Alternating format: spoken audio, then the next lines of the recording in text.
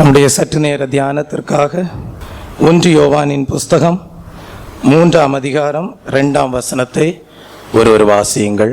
பிரியமானவர்களே, இப்பொழுது தேவனுடைய பிள்ளைகளாய் இருக்கிறோம், இனி எவ்விதமாய் இருப்போம் என்று இன்னும் வெளிப்படவில்லை. ஆகிலும் அவர் வெளிப்படும் போது அவர் இருக்கிற வண்ணமாகவே நாம் அவரை தரிசிப்பதினால் அவருக்கு ஒப்பாய் இருப்போம் என்று அறிந்திருக்கிறோம். கர்த்தருடைய நாமத்திற்கு மகிமை உண்டாவதாக. இந்த வசனத்திலே தெய்வ பிள்ளையே சில பகுதிகள் காணப்படுகிறது. முதலாவது பிரியமானவர்களே என்று சொல்லப்பட்டிருக்கிறது. 2வது தேவனுடைய பிள்ளைகளாய் இருக்கிறோம் என்று சொல்லப்பட்டிருக்கிறது. 3வது இதோ அவர் வெளிப்படுகிற போது அவர் இருக்கிற வண்ணமாக நாம் அவரை தரிசிக்க போகிறோம், அவருக்கு ஒப்பாய் இருக்க போகிறோம் என்று சொல்லப்பட்டிருக்கிறது. இந்த காலை வேளையிலே இந்த 3 பகுதிகளையும் தியானிக்க ஆண்டவர் நமக்கு கிருபை செய்வாராக. முதலாவது பிரியமானவர்களே என்று இங்கே இந்த வசனம் அழைப்பதை பார்க்கிறோம். நம்மையும் ஆண்டவர் எப்படி அழைக்கிறார் என்றார், பிரியமானவனே, பிரியமானவளே என்று தேவன் நம்மையும் அழைக்கிறார். அப்படியானால் ஒரு கேள்வி, நாம் ஆண்டவருக்கு பிரியமுள்ளவர்களாய் இருக்க வேண்டுமானால் நம்முடைய ஜீவியத்திலே காணப்பட வேண்டிய அனுபவங்கள் தான் என்ன தெய்வ பிள்ளையே என்று வேதத்தின் அடிப்படையிலே நாம் தியானிக்கும் போது எபிரேயருக்கு எழுதின புஸ்தகம் 11ஆம் அதிகாரம் 5ஆம் வசனம் சொல்லுகிறது, ஏனோக்கை தேவன் என்னவென்று அழைத்தாராம், அவன் தேவனுக்கு பிரியமானவன் என்று அவன் என்ன செய்தானாம், இதோ எண்ணப்பட்டு அவன் அப்படியே எடுத்து கொள்ளப்பட்டான் என்று பார்க்கிறோம். ஏனோக்குடைய வாழ்க்கையிலே ஏன் ஏனோக்கு தேவனுக்கு பிரியமானவனாக காணப்பட்டான் என்று தியானிக்கும் போது அவன் தேவனோடு உலாவி கொண்டிருந்தான், அவன் தேவனோடு நடந்து கொண்டிருந்தான், தேவனோடு சம்பாஷித்து கொண்டிருக்கக்கூடிய அனுபவம் அவனுடைய வாழ்க்கையிலே காணப்பட்டது. உங்களுடைய வாழ்க்கையிலேயும் நீங்கள் தேவனோடு உலாவி வருகிறவர்களாக காணப்படுவீர்களானால் உங்களையும் தேவன் பிரியமானவனே, பிரியமானவளே என்று அழைப்பார். 2வது உபாகமம் 33ஆம் அதிகாரம் 12ஆம் வசனத்தை வாசிக்கும் போது பென்யமீனை குறித்து வேதத்தில் என்ன சொல்லப்பட்டிருக்கிறது என்றால், அவன் பிரியமானவன் என்று பெயர் பெற்றான் என்று சொல்லப்பட்டிருக்கிறது. தெய்வ பிள்ளைய காரணம் என்னவென்றால், பென்யமீனுடைய அனுபவம் எப்படி இருந்ததென்றால், அவன் தேவனோடு சுகமாய் தங்கியிருந்தான் என்று சொல்லப்பட்டிருந்தது. அப்படியானால் தேவனோடு தங்கி இருக்கக்கூடிய ஒரு அனுபவம் உள்ளவனாக பென்யமீன் காணப்பட்டபடியால் பென்யமீன் தேவனுடைய பார்வையிலே பிரியமானவன் என்று எண்ணப்பட்டான். 3வதாக சாமுவேலை குறித்து நாம் வாசிக்கும் போது 1 சாமுவேல் 2ஆம் அதிகாரம் 26ஆம் வசனம் சொல்லுகிறது, சாமுவேல் தேவனுடைய பார்வையிலே பிரியமானவனாக காணப்பட்டான். காரணம் என்ன? கர்த்தருக்கும் மனுஷருக்கும் அவன் எப்படி நடந்து கொண்டானாம், பிரியமானவனாக நடந்து கொண்டானாம். ஒரு அல்லேலூயா சொல்லுவோமா? உங்களுடைய வாழ்க்கையிலேயும் நீங்கள் கர்த்தருக்கும் மனுஷருக்கும் பிரியமானவர்களாக தேவ சித்தத்தின்படி நடந்து கொள்வீர்களானால் நிச்சயமாகவே பரலோகம் உங்களை பார்த்து பிரியமானவனே, பிரியமானவளே என்று அழைக்கும். 4வதாக தானியேலை குறித்து வாசிக்கும் போது தானியேல் 9ஆம் அதிகாரம் 23ஆம் வசனம் என்ன சொல்லுகிறது என்றால், தேவன் தானியேலை எப்படி கருதினாராம், நீ எனக்கு மிகவும் பிரியமானவன் என்று தேவன் தானியேலை கருதினதாக வேதத்திலே படிக்கிறோம். காரணம் என்ன தெய்வ பிள்ளையே? தானியேல் தீட்டுப்படுத்தப்படாத ஒரு ஜீவியத்தை செய்தான் என்று வேதம் சொல்லுகிறது. 5வதாக கோரேசை குறித்து வாசிக்கிறோம். ஏசாயா தீர்க்கதரிசியின் புஸ்தகம் 44ஆம் அதிகாரம் 28ஆம் வசனம் சொல்லுகிறது, கோரேசை தேவன் எனக்கு பிரியமானவன் என்று அழைத்தாராம். காரணம் என்ன? அவன் ஒரு மேய்ப்பனாக காணப்பட்டான். ஒரு அல்லேலூயா சொல்லுவோமா?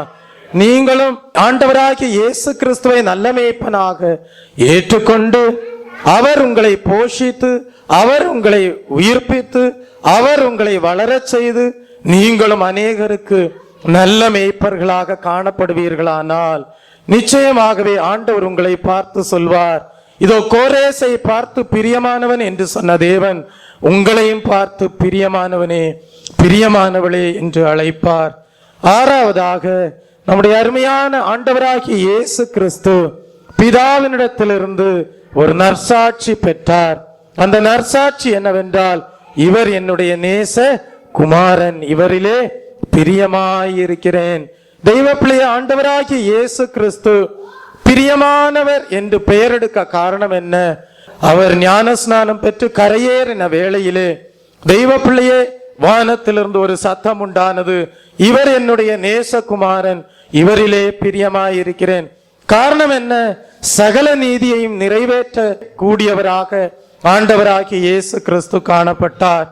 ஆகவே அவர் பிரியமானவர் என்ற பெயரை எடுத்தார். நீங்களும் இந்த பூலோக வாழ்க்கையிலே ஆண்டவராகிய இயேசு கிறிஸ்துவை போல சகல நீதியையும் நிறைவேற்றக்கூடிய வேத வசனத்திற்கு கீழ்ப்படியக்கூடிய ஜீவியம் உங்களுடைய வாழ்க்கையிலே காணப்படுமேயானால் நிச்சயமாகவே ஆண்டவர் உங்களை பார்த்து, நீ எனக்கு அருமையானவன், நீ எனக்கு பிரியமானவன் என்று அவருடைய சத்தத்தை நீங்கள் கேட்கும்படியாக ஆண்டவர் கிருபை செய்வார். பரிசுத்த பவுலை குறித்து 2 பேதுருவின் புஸ்தகம் 3ஆம் அதிகாரம் 15ஆம் வசனத்திலே வாசிக்கிறோம்.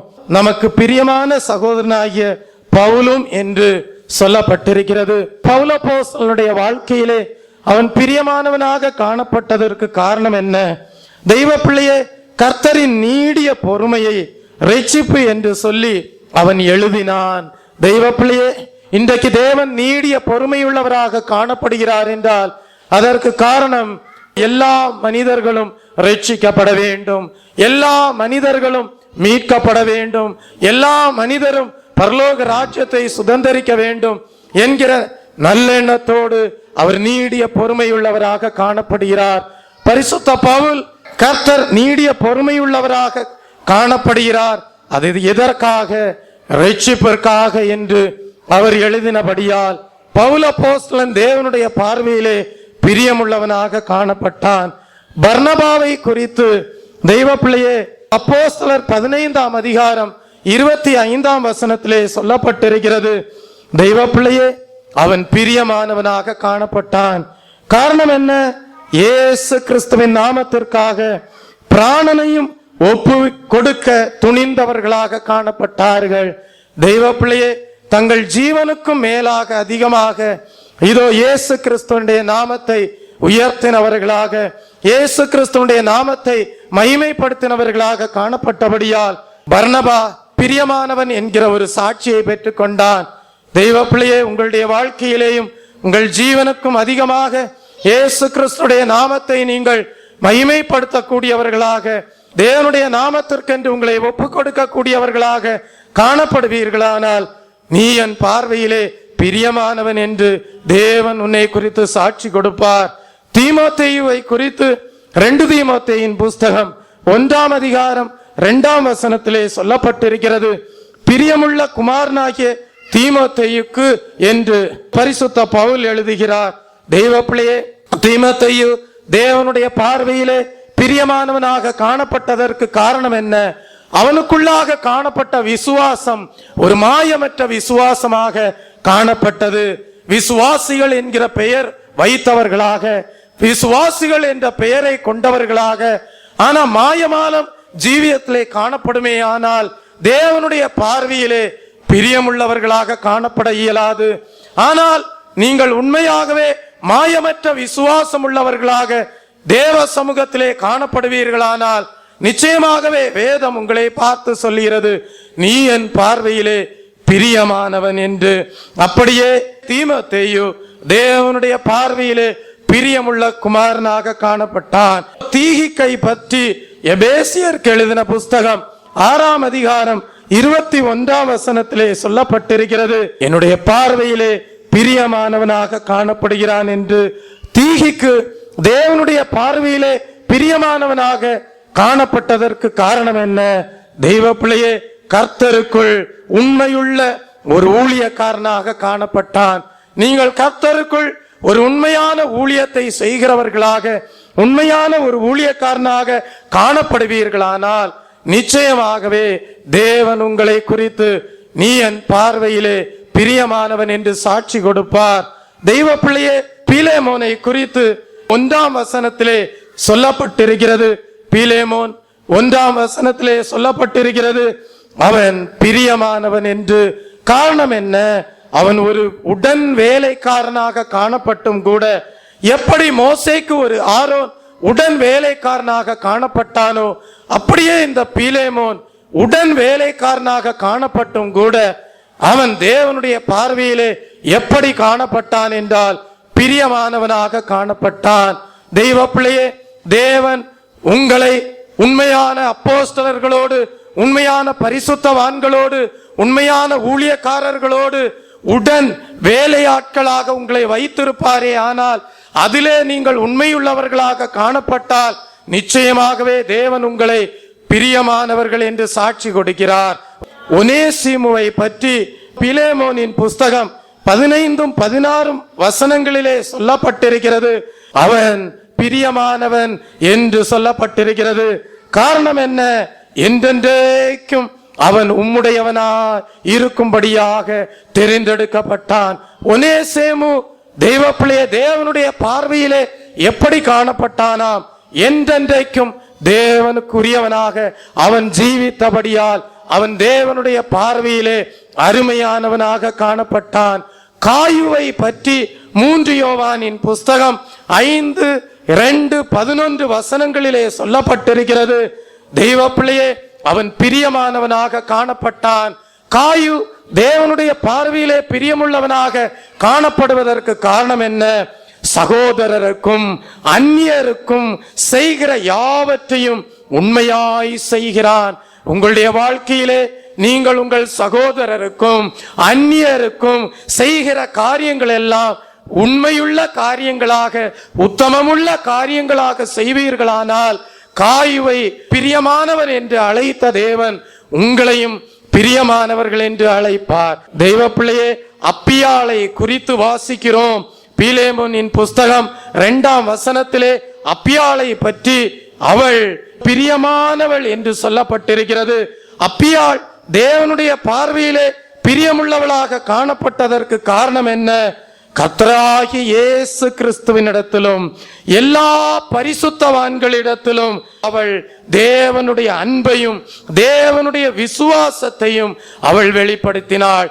தெய்வ பிள்ளையே, கர்த்தராகிய இயேசு கிறிஸ்துவினிடத்திலும் சகல பரிசுத்தவான்களிடத்திலும் நீங்கள் தெய்வ பிள்ளையே தெய்வீக அன்பையும் தேவனுடைய விசுவாசத்தையும் உடையவர்களாக காணப்பட்டீர்களானால் அப்பியாளை பார்த்து பிரியமானவள் என்று அழைத்த தேவன் உங்களை அழைக்கும் போது பிரியமானவனே, பிரியமானவளே என்று அழைப்பார். ஒரு அல்லேலூயா சொல்லுவோமா? தெய்வ பிள்ளையே, கடைசியாக எப்பனேத் என்கிற ஒரு மனிதனை குறித்து ரோமருக்கு எழுதின புஸ்தகம் 16ஆம் அதிகாரம் 5ஆம் வசனத்திலே வாசிக்கிறோம். எப்பனேத் தேவனுடைய பார்வையிலே பிரியமானவன் என்று எண்ணப்பட்டான். காரணம், கிறிஸ்துவுக்குள்ளாக அவன் முதற் பேராக காணப்பட்டான். உங்களையும் என்னையும் தேவன் முதற் பலனாக தெரிந்தெடுத்திருக்கிறார். தெய்வ பிள்ளையே, தெரிந்தெடுத்த தேவன் அந்த முதற் பலன்கள் என்கிற அனுபவத்தை நீங்கள் உங்கள் ஜீவியத்திலே பாதுகாத்துக் கொள்வீர்களானால் உங்களை அழைக்கிற தேவன் என் பிரியமானவனே, என் பிரியமானவளே என்று அழைக்கிற தேவனாயிருக்கிறார். உன்னுடைய தேவன் அன்புள்ள தேவன், உன்னுடைய தேவன் பரிசுத்தமான தேவன், உன்னுடைய தேவன் நீதியின் தேவன். அவர் உனக்காக ஜீவனை கொடுத்தது எதற்காக தெரியுமா? உன்னை பிரியமானவர்கள் என்று அழைக்கும்படியாக. இந்த நாளிலே நீ தேவ சமூகத்திலே வீற்றிருக்கும் போது, ஆண்டவரே எனக்காக நீர் ஜீவனை கொடுத்தீரே, உண்மையாகவே உம்முடைய பார்வையிலே நான் பிரியமானவனாக இருக்கிறேனா? உண்மையாகவே உம்முடைய பார்வையிலே நான் பிரியமானவளாய் இருக்கிறேனா என்று நீங்கள் உங்களையே ஆராய்ந்து பார்த்து, ஒருவன் தன்னை தானே ஆராய்ந்து நிதானித்துக் கொள்வானே, ஆனால் அவன் நியாயம் தீர்க்கப்படான். தேவன் உனக்காக இரத்தத்தை சிந்தி ஜீவனை கொடுத்து ரட்சிப்பை கொடுத்தது எதற்காக தெரியுமா? உன்னை பிரியமானவனே, பிரியமானவளே என்று அழைக்கும்படியாக. அப்படி மாற்ற தேவன் உண்மையுள்ளவராய் இருக்கிறார். அந்த உண்மையான தேவனுடைய கருத்திலே நம்மை சமர்ப்பித்து, ஆண்டவரே என்னை இந்த நாளிலே சமர்ப்பிக்கிறேன் ஆண்டவரே, இன்னும் ஆண்டவரே என்னுடைய வாழ்க்கையிலே சில உமக்கு பிரியமில்லாத காரியங்கள் உண்டு ஆண்டவரே, அதையெல்லாம் இந்த நாளிலே நான் விட்டு விடுகிறேன் என்று சொல்லி நீ தேவ சமூகத்திலே அறிக்கை செய்து நீ கடந்து செல்வாயானால் உன் சமாதானம் பெரிதாயிருக்கும். ஒரு தலபல நம்முடைய மூல வசனத்திற்கு வரும்போது பிரியமானவர்களே என்று இதோ அழைக்கிறார். பிரியமானவர்களே, இப்பொழுது தேவனுடைய பிள்ளைகளாய் இருக்கிறோம். எப்படி இருக்கிறோம்? நாம் தேவனுடைய பிள்ளைகளாய் இருக்கிறோம். அப்படியானால் ஒரு கேள்வி, நம்மை தேவன் அவருடைய பிள்ளைகளாக எப்படி மாற்றினார்? எந்த அனுபவங்கள் எல்லாம் நம்முடைய ஜீவியத்திலே காணப்படும்? நீ தேவனுடைய பிள்ளையா இருப்பாயானால் உன்னுடைய வாழ்க்கையிலே இருக்கக்கூடிய அனுபவங்கள் தான் என்ன?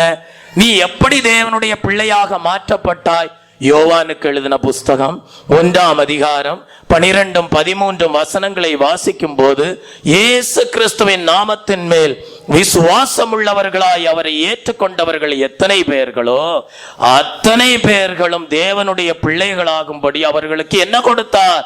அதிகாரம் கொடுத்தார். எனக்கு தேவன் அதிகாரத்தை கொடுத்திருக்கிறார். என்ன அதிகாரம்? நீ தேவனுடைய பிள்ளை, நீ தேவனுடைய பிள்ளை. தேவனுடைய பிள்ளை என்கிற அதிகாரத்தை உனக்கு தேவன் எப்படி கொடுத்தார்? நீ இயேசு கிறிஸ்துவினுடைய நாமத்திலே விசுவாசத்தை வைத்துக் கொண்டபடியால், நீ இயேசு கிறிஸ்துவை சொந்த இரட்சகராக உன்னுடைய வாழ்க்கையிலே ஏற்றுக்கொண்டபடியால் அத்தனை பேர்களும் தேவனுடைய பிள்ளைகள் என்கிற ஒரு அதிகாரத்தை கொடுத்திருக்கிறார். நீ இயேசு கிறிஸ்துவின் மேலே விசுவாசம் உடையவனாக, நீ இயேசு கிறிஸ்துவின் நாமத்திலே விசுவாசம் உடையவளாக, அவரை ஏற்றுக்கொண்ட இருதயமுடையவளாக, அவரை ஏற்றுக்கொண்ட இருதயமுடையவனாக நீ ஜீவிக்கிற அனுபவம் எப்படிப்பட்ட அனுபவம் தெரியுமா? தேவனிடத்திலிருந்து ஒரு அதிகாரத்தை பெற்ற ஒரு அனுபவம். ஒரு அல்லேலூயா சொல்லுவோமா? அந்த அதிகாரம் என்ன? நான் இயேசுவின் பிள்ளை. ஒரு அல்லேலூயா சொல்லுவோமா? நான் தேவனுடைய பிள்ளை, நான் இயேசுவின் பிள்ளை, பயமே இல்லை, என்னாலும் சந்தோஷமே. நான் இயேசுவின் பிள்ளை, பயமே இல்லை, என்னாலும் சந்தோஷமே, என்னாலும் சந்தோஷமே. அல்லேலூயா. ரோமருக்கு எழுதின புஸ்தகம் 8ஆம் அதிகாரம் 14-16 வசனங்கள் சொல்லுகிறது, எவர்கள் தேவனுடைய ஆவியினாலே நடத்தப்படுகிறார்களோ அவர்கள் தேவனுடைய புத்திரராயிருக்கிறார்கள். ஒரு அல்லேலூயா சொல்லுவோமா? இன்றைக்கு தேவ சமூகத்திலே தேவனுடைய ஆவியானவராலே நீ நடத்தப்பட்டு இந்த இடத்திலே வந்திருப்பாயானால் நீ தேவனுடைய பார்வையிலே தேவனுடைய பிள்ளையாயிருக்கிறாய். Praise the Lord. 3வது மத்தேயு 5ஆம் அதிகாரம் 44-45 வசனங்களை வாசிக்கும் போது, உங்கள் சத்துருக்களை சிநேகியுங்கள், இப்படி செய்வதினால் நீங்கள் பரலோகத்தில் இருக்கிற உங்கள் பிதாவுக்கு புத்திரராயிருப்பீர்கள். உங்கள் சத்துருக்களை நீங்கள் சிநேகிக்கும் போது நீங்கள் தேவனுடைய புத்திரராய் மாறிவிடுகிறீர்கள். உங்கள் சத்துருவை சிநேகியாமல், உங்கள் சத்துருவிடத்திலே அன்பு கூறாமல், அவர்களை மன்னிக்க கூடாத இருதயம் உன்னுடைய வாழ்க்கையிலே காணப்படுமேயானால் நீ தேவனுடைய பிள்ளையாய் இருக்க முடியாது. Praise the Lord. 4வதாக மத்தேயு 5ஆம் அதிகாரம் 9ஆம் வசனம் சொல்லுகிறது, சமாதானம் பண்ணுகிறவர்கள் பாக்கியவான்கள், அவர்கள் தேவனுடைய புத்திரர் எண்ணப்படுவார்கள். நீ சத்துருவை சிநேகிக்கிற இருதயம் உடையவனாக, நீ தெய்வ பிள்ளையை சமாதானம் பண்ணுகிறவளாக காணப்படுவாயானால், நீ தேவ ஆவியானவராலே நடத்தப்படுகிற அனுபவத்திலே காணப்படுவாயானால், நீ இயேசு கிறிஸ்துவின் நாமத்திலே விசுவாசம் கொண்டு தெய்வ பிள்ளையை அவரை ஏற்றுக்கொண்ட இருதயமுடையவளாக காணப்படுவாயானால் நீ தேவனுடைய பிள்ளை. அல்லேலூயா சொல்லுவோமா? 2 கொரிந்தியரின் புஸ்தகம் 6ஆம் அதிகாரம் 14-18 வசனங்களை வாசிக்கும் போது அங்கே பவுல் சொல்லுகிறார், அந்நிய நுகத்திலே அவிசுவாசிகளோடு நீங்கள் என்ன செய்ய வேண்டாம்? பிணைக்கப்படாதிருப்பீர்களாக. அப்பொழுது நான் உங்களை ஏற்றுக்கொண்டு உங்களுக்கு எப்படி இருப்பேன்? பிதாவாயிருப்பேன். நீங்கள் எனக்கு குமாரரும் குமாரத்திகளுமாய் இருப்பீர்கள் என்று சர்வ வல்லமை உள்ள தேவன் சொல்லுகிறார். உங்களுடைய வாழ்க்கையிலே ஒரு வேறுபாட்டின் ஜீவியம் அவசியமாய் இருக்கிறது. அவிசுவாசிகளோடு போய் பிணைக்கப்பட்டு உங்களுடைய விசுவாச ஜீவியத்தை இழந்து விடக்கூடாது. உங்கள் பரிசுத்த ஜீவியத்தை இழந்து விடக்கூடாது. தேவ அன்பினால் நிரப்பப்பட்டு கொண்டிருக்கிற அந்த தேவனுடைய இருதயத்தை நீங்கள் இழந்து போய்விடக்கூடாது. அப்படி உங்களுடைய வாழ்க்கையிலே அவிசுவாசிகளோடு பிணைக்கப்படாமல் வேறுபாட்டின் ஜீவியத்தை பாதுகாத்துக் கொள்வீர்களானால் உங்களுக்கு தேவன் பிதாவாயிருப்பார். நீங்கள் அந்த சர்வ வல்லமையுள்ள தேவனுக்கு பிள்ளைகளாயிருப்பீர்கள். எபிரேயருக்கு எழுதின புஸ்தகம் 12ஆம் அதிகாரம் 7ஆம் வசனத்தை வாசிக்கும் போது, 8 முதல் 13 வசனங்களை வாசிக்கும் போது, நீங்கள் சிட்சையை சகிக்கிறவர்களாயிருந்தால் தேவன் உங்களை புத்திரராக எண்ணி நடத்துவார். தகப்பன் தன்னை நேசிக்கிற பிள்ளையை என்ன செய்கிறானாம்? சிட்சிக்கிறானாம். தகப்பன் தான் நேசிக்கிற பிள்ளையை என்ன செய்கிறான்? சிட்சிக்கிறான். அப்படி சிட்சையை ஏற்றுக்கொண்டு தேவனால் நடத்தப்படுகிறவர்கள் தேவனுடைய பார்வையிலே எப்படி காணப்படுகிறார்கள் என்றால் தேவனுடைய புத்திரராயிருக்கிறார்கள். இந்த காலை வேளையிலே உன்னுடைய ஜீவியத்தை ஆராய்ந்து பார். இயேசு கிறிஸ்துவின் நாமத்தின் மேல் விசுவாசம் உள்ளவனாயிருக்கிறாயா? இயேசு கிறிஸ்துவை ஏற்றுக்கொண்ட இருதயமாக தேவ சமூகத்திலே உன்னுடைய இருதயம் காணப்படுகிறதா? நீ தேவனுடைய ஆவியானவராலே நடத்தப்பட்டு கொண்டிருக்கிறாயா? உன்னுடைய சத்துருவை சிநேகித்த அனுபவம் உன்னுடைய ஜீவியத்திலே காணப்படுகிறதா? சமாதானம் பண்ணக்கூடிய அனுபவம் உன்னுடைய ஜீவியத்திலே காணப்படுகிறதா? அந்நிய நுகத்திலே நீ பிணைக்கப்படாமல் அவிசுவாசிகளிலிருந்து இதோ தெய்வ பிள்ளை விலகி வேறுபாட்டின் ஜீவியத்தை பாதுகாத்து கொண்டு ஜீவிக்கிறாயா? தகப்பன் தான் நேசிக்கிற பிள்ளையை சிட்சிக்கிறான் என்று சொல்லப்பட்ட வேதவசனம் நிறைவேறும்படியாக தேவனுடைய வாழ்க்கையிலே சில சிட்சைகளை கட்டளையிடும் போது அதை ஏற்றுக்கொண்டு அவரோடு நடக்கக்கூடிய அனுபவம் உடையவனாக, அவரோடு நடக்கக்கூடிய அனுபவம் உடையவளாக நீ காணப்படுகிறாயா? தேவன் உன்னை பார்த்து சொல்லுகிறார், நீ தேவனுடைய பிள்ளை. நான் இயேசுவின் பிள்ளை, பயமே இல்லை, என்னாலும் சந்தோஷமே. நான் இயேசுவின் பிள்ளை, பயமே இல்லை, என்னாலும் சந்தோஷமே. அல்லேலூயா, அல்லேலூயா, அல்லேலூயா.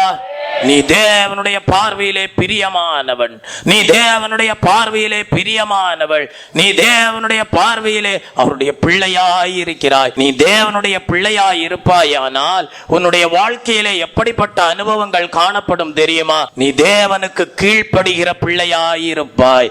1 பேதுருவின் புஸ்தகம் 1ஆம் அதிகாரம் 14, 15, 22 வசனங்கள் சொல்லுகிறது, தேவனுடைய பிள்ளைகள் கீழ்ப்படுகிற பிள்ளைகளாயிருப்பார்கள். தெய்வ பிள்ளையே, 2வது எபேசியர் 5ஆம் அதிகாரம் 1ஆம் வசனம் சொல்லுகிறது, நீ தேவனுடைய பிள்ளையாயிருப்பாயானால் தேவன் உன்னை பிரியமான பிள்ளை என்று அழைக்கிறார். 3வது எபேசியர் 5ஆம் அதிகாரம் 8, 14 வசனங்கள் சொல்லுகிறது, நீ தேவனுடைய பிள்ளையாயிருப்பாயானால் வெளிச்சத்தின் பிள்ளையாயிருப்பாய். ஆம், முற்காலத்தில் நீங்கள் அந்தகாரத்தில் இருந்தீர்கள், முற்காலத்தில் நீங்கள் இருளுக்குள்ளாக காணப்பட்டீர்கள், இப்பொழுதோ கர்த்தருக்குள் வெளிச்சமாய் இருக்கிறீர்கள். வெளிச்சத்தின் பிள்ளைகளாய் நடந்து கொள்ளுங்கள். வரலேலியா சொல்லுவோமா? நீங்கள் தேவனுடைய பிள்ளைகளாய் இருந்தால் உங்களுடைய வாழ்க்கையிலே தெய்வீக வெளிச்சம் காணப்படும். கலாத்தியருக்கு எழுதின புஸ்தகம் 4ஆம் அதிகாரத்திலே 28 முதல் 31 வசனங்களை வாசிக்கும் போது அங்கே வாக்குத்தத்தத்தின் பிள்ளைகள் என்று சொல்லப்பட்டிருக்கிறது. நாம் மாம்சத்தின்படி ஜீவிக்கிற பிள்ளைகளாயிராமல் ஆவிக்குரிய சந்ததியாக தேவன் நம்மை மாற்றி வாக்குத்தத்தத்திற்கு உடன் சுதந்திரவாளிகளாக தேவன் நம்மை மாற்றி இருக்கிறார். தேவ பிள்ளையை காணியாட்சிக்கு புறம்பானவர்களாக நாம் ஜீவித்துக் கொண்டிருந்தோம். ஆனால் இப்பொழுதோ தேவனுடைய காணியாட்சிக்கு புறம்பானவர்களாக அல்ல, அந்த வாக்கு தத்தத்தின் பிள்ளைகளாக தேவனுடைய சுதந்திரத்தை அடைகிறவர்களாக தேவன் நம்மை மாற்றி இருக்கிறார். ஆகவேதான் அந்த வசனம் சொல்லுகிறது, சகோதரரே, நாம் ஈசாக்கை போல வாக்கு தத்தத்து பிள்ளைகளாய் இருக்கிறோம். ஒரு அல்லேலூயா சொல்லுவோமா? ஈசாக்கு தேவனுடைய வாக்கு தத்தத்தின்படி ஆபிரகாமுக்கு பிறந்த ஒரு பிள்ளை. ஆகவேதான் ஆகிலும் மாம்சத்தின்படி பிறந்தவன். யார் மாம்சத்தின்படி பிறந்தவன்? அவன்தான் இஸ்மவேல். அவன் மாம்சத்தின்படி பிறந்தவன். ஆவியின்படி பிறந்தவனை அப்பொழுது துன்பப்படுத்தினது போல மாம்சத்திலே பிறந்தவன் ஆவியிலே வாக்கு தத்தத்தின்படி பிறந்த ஈசாக்கை அந்நாளிலே துன்பப்படுத்தினது போல இப்பொழுதும் என்ன செய்து வருகிறது? நடந்து வருகிறது என்று சொல்லுகிறார். அதை குறித்து வேதம் என்ன சொல்லுகிறது? அடிமையானவனின் மகன் சுயாதீனமுள்ளவனுடைய குமாரனுடைய சுதந்திரவாளையாய் இருப்பதில்லை. ஆகவே அடிமையானவனையும் அவளுடைய மகனையும் புறம்பே தள்ளு என்று சொல்லுகிறது. இப்படி இருக்க சகோதரரே, நாம் அடிமையானவளுக்கு பிள்ளைகளாயிராமல் சுயாதீனம் உள்ளவளுக்கே பிள்ளையாயிருக்கிறோம். நாம் தேவனுக்கு பிள்ளைகளாயிருப்போமே ஆனால் நாம் வாக்கு தத்தத்தின் பிள்ளைகளாயிருப்போம். யாம் அந்நாட்களிலே மாம்சத்தின்படி பிறந்தவன் ஆவியின்படி பிறந்தவனை துன்பப்படுத்தினது போல இந்நாட்களிலேயும் வாக்கு தத்தத்தின்படி பிறவாத மாம்சத்தின்படி பிறந்தவர்கள் ஆவியின்படி பிறந்த தேவனுடைய ஜனங்களை இன்றைக்கும் துன்பப்படுத்திக் கொண்டேதான் வருகிறார்கள் என்று வேதம் சொல்லுகிறது. ஆனால் தேவன் சொல்லுகிறார், அடிமையானவனை அவனுடைய பிள்ளையும் அன்றைக்கு புறத்தே தள்ளப்பட்டது போல ஒரு நாள் வருகிறது, தேவனுடைய ஜனங்கள் அந்த வாக்கு தத்தத்தின் சுதந்திரத்தை அடைவார்கள். Praise the Lord. மாம்சத்தின்படி துன்பப்படுத்துகிறவர்களை தேவன் புறம்பே தள்ளி ஆவியின்படி பிறந்தவர்களை தேவன் அவருடைய ராஜ்யத்திலே சேர்ப்பார். ஆம் தெய்வ பிள்ளையே, நீ பிரியமானவன், நீ அருமையான பிள்ளை, தேவனுடைய பிள்ளை. ஏனென்றால் உன்னுடைய வாழ்க்கையிலே தேவனுக்கு கீழ்ப்படுகிற அனுபவம் காணப்படுகிறது. பிரியமான பிள்ளை என்று பெயர் எடுத்திருக்கிறாய், வெளிச்சத்தின் பிள்ளையாக காணப்படுகிறாய். அது மாத்திரமல்ல, வாக்கு தத்தத்தின் பிள்ளையாகவும் காணப்படுகிறாய். ஐந்தாவதாக பிலிப்பியர் 2ஆம் அதிகாரம் 14-15 வசனங்களை வாசிக்கும் போது அங்கே இந்த தேவனுடைய பிள்ளைக்குள்ளாக காணப்படுகிற இன்னொரு அனுபவத்தை பற்றி சொல்லப்பட்டிருக்கிறது. அது என்ன? மாசில்லாத ஒரு ஜீவியம், ஒரு துப்புரவான ஜீவியம். அங்கே தேவனுடைய பிள்ளைகளுக்குள்ளாக காணப்படுகிற அனுபவத்தை என்னவென்று சொல்லப்பட்டிருக்கிறது என்றால் மாசற்ற பிள்ளைகள் என்று சொல்லப்பட்டிருக்கிறது. 2 யோவானுக்கு எழுதின புஸ்தகம் 4ஆம் வசனம் சொல்லுகிறது, சத்தியத்திலே நடக்கிற பிள்ளைகள். என் பிள்ளைகள் சத்தியத்திலே நடக்கிறார்கள் என்று கேள்விப்படுகிற சந்தோஷத்திலும் மிகுதியான சந்தோஷம் எனக்கு வேறில்லை. ஆம் தெய்வ பிள்ளையே, நம்மை பார்க்கிற தேவன் நீ தேவனுடைய பிள்ளை என்று எண்ணும் போது நம்முடைய ஜீவியத்திலே காண்கிற அனுபவம் எப்படிப்பட்டதா இருக்கிறது என்றால் மாசற்ற பிள்ளைகள். இவர்கள் சத்தியத்திலே நடக்கிற பிள்ளைகள். சகோதரர் வந்து நீ சத்தியத்திலே நடக்கிறாய் என்று உன்னை குறித்து உண்மையாய் சாட்சி கொடுத்த போது மிகவும் சந்தோஷப்பட்டேன். ஆண்டவருடைய சமூகம் இந்த நாளிலே சந்தோஷப்படுகிறது என்றால் அதற்கு ஒரே ஒரு காரணம், என் பிள்ளைகள் சத்தியத்தின்படி உண்மையாய் நடக்கிறார்கள். Praise the Lord. தெய்வ பிள்ளையே, இப்படிப்பட்ட அனுபவத்தின் மூலமாக தேவன் நம்மை பிரியமானவர்களாக தேவனுடைய பிள்ளைகளாக மாற்றி இருக்கிறார். நான் இயேசுவின் பிள்ளை, பயமே இல்லை, என்னாலும் சந்தோஷமே. நான் இயேசுவின் பிள்ளை, பயமே இல்லை, என்னாலும் சந்தோஷமே, என்னாலும் சந்தோஷமே. அல்லேலூயா, அல்லேலூயா, அல்லேலூயா. நீ வெளிச்சத்தின் பிள்ளை, நீ சத்தியத்திலே நடக்கிற பிள்ளை, நீ மாயமற்ற ஒரு ஜீவியம் செய்கிற தேவனுடைய பிள்ளை. விரலிலையா சொல்லுவோமா? Praise the Lord. நீ தேவனுக்கு கீழ்ப்படிந்து ஜீவிக்கிற பிள்ளை. விரலிலையா சொல்லுவோமா? ஆகவே ஆண்டவர் உன்னை பார்த்து பிரியமானவனே என்று அழைக்கிறார். இப்பொழுது அந்த மூல வசனத்துக்கு வருவோம். 1 யோவானின் புஸ்தகம் 3ஆம் அதிகாரம் 2ஆம் வசனத்திற்கு வரும்போது, பிரியமானவர்களே, இப்பொழுது நாம் எப்படி இருக்கிறோம்? தேவனுடைய பிள்ளைகளாய் இருக்கிறோம். ஆனால் இனி 3வது பகுதிக்கு நாம் வரப்போகிறோம். இனி எவ்விதமாய் இருப்போம் என்று இன்னும் வெளிப்படவில்லை. ஆகிலும் அவர் வெளிப்படும் போது அவர் இருக்கிற வண்ணமாக நாம் அவரை தரிசிப்பதினால் அவருக்கு ஒப்பாயிருப்போம் என்று அறிந்திருக்கிறோம். இந்த பூமியிலே வாழ்கிற நாட்கள்ல ஆண்டவர் சொல்றாரு, மகனே, மகளே, இப்பொழுது நீ தேவனுடைய பிள்ளையாயிருக்கிறாய். இப்பொழுது நீ தேவனுடைய பார்வையிலே பிரியமானவளாக இருக்கிறாய். நல்லது. ஆனால் இனி எப்படி இருப்போம் என்று நமக்கு வெளிப்படவில்லை. ஆனாலும் இந்த பூலோக வாழ்க்கையிலே நீ வாழும் போது நீ ஆண்டவரை தரிசிக்க வேண்டுமானால், அப்படி ஒரு தெய்வ பிள்ளையை வெளிப்படுத்தல் இன்னொரு பகுதியிலே ஆண்டவராகிய இயேசு கிறிஸ்து பிரத்யட்சமாக மத்திய ஆகாயத்திலே வெளிப்படும் போது நீ அவரை தரிசிக்க வேண்டுமானால், அவர் எப்படி இருக்கிறாரோ அவருடைய சாயலுக்கு ஒப்பாக காணப்படுவீர்கள். முதலாவது, இந்த பூலோக வாழ்க்கையிலேயே நாம் இயேசுவை தரிசிக்க வேண்டும். முரலிலியா சொல்லுவோமா? ஆண்டவரை தரிசிக்க வேண்டும் என்கிற ஒரு வாஞ்சை உங்களுடைய வாழ்க்கையிலே இருக்க வேண்டும். ஒவ்வொரு விசுவாசியும் ஆண்டவரை பார்த்து ஜெபிக்க வேண்டும். ஆண்டவரே, எனக்கு உம்மை காண வேண்டும், உம்மை தரிசிக்க ஆசையாயிருக்கிறேன். ஆண்டவரே, தரிசனம் தாரும் ஆண்டவரே, உம்மை காணும்படியாக வாஞ்சியாயிருக்கிறேன், உம்மை தரிசிக்க வாஞ்சியாயிருக்கிறேன். என்னுடைய மனக்கண்களை பிரகாசியும் ஆண்டவரே, நான் உம்மை பார்க்கட்டும், உம்முடைய சாயலை அறியட்டும், உம்முடைய மகிமையை காணட்டும், உம்மை போல நானும் மாறட்டும் என்று சொல்லி, நீ என்றைக்கு அப்படிப்பட்ட ஒரு வாஞ்சை உனக்குள்ளாக வருகிறதோ அன்றைக்கே தேவன் உன்னுடைய வாழ்க்கையிலே ஒரு மறுரூபமாக்குதலின் வேலையை செய்ய துவங்கி விடுவார். அப்படியானால் தெய்வ பிள்ளையே, இந்த பூலோக வாழ்க்கையிலே நீ தேவனை தரிசிக்க வேண்டுமானால் உன்னுடைய வாழ்க்கையிலே சில அனுபவங்கள் அவசியமாய் இருக்கிறது. வேதத்தின் அடிப்படையிலே நாம் பார்க்கும்போது சிலர் ஆண்டவரை தரிசித்தார்களாம். அப்படி தரிசித்தவர்களுடைய வாழ்க்கையிலே காணப்பட்ட சில அனுபவங்களை தேவன் தாமே உங்களுக்கு வெளிப்படுத்துவாராக.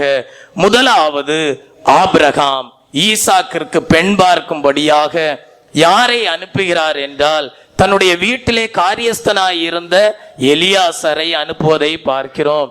அப்படியாக எலியாசர் ஆபிரகாமுடைய மகன் ஈசாக்கிற்கு பெண் பார்க்கும்படியாக கடந்து செல்வதை பார்க்கிறோம். ஆதியாகமம் 24ஆம் அதிகாரம் 63, 64 வசனங்கள் சொல்லுகிறது, ஈசாக்கு பெண் பார்க்கும்படியாக கடந்து சென்ற வேளையிலே ஏற்ற ஒரு பெண்ணை தெரிந்தெடுத்தான். அந்த பெண்ணினுடைய பெயர் என்ன? ரெபேக்காள். ரெபேக்காளை தெரிந்தெடுத்து இப்பொழுது ரெபேக்காளை எலியாசர் என்ன செய்கிறான் என்றால் அழைத்து வருகிறான். எங்கே அழைத்து வருகிறான்? ஆபிரகாமுடைய வீட்டிற்கு அழைத்து வருகிறான். அழைத்து வருகிற வேளையிலே ரெபேக்காள் தன்னுடைய கண்களை ஏறெடுத்து பார்த்தாளாம்.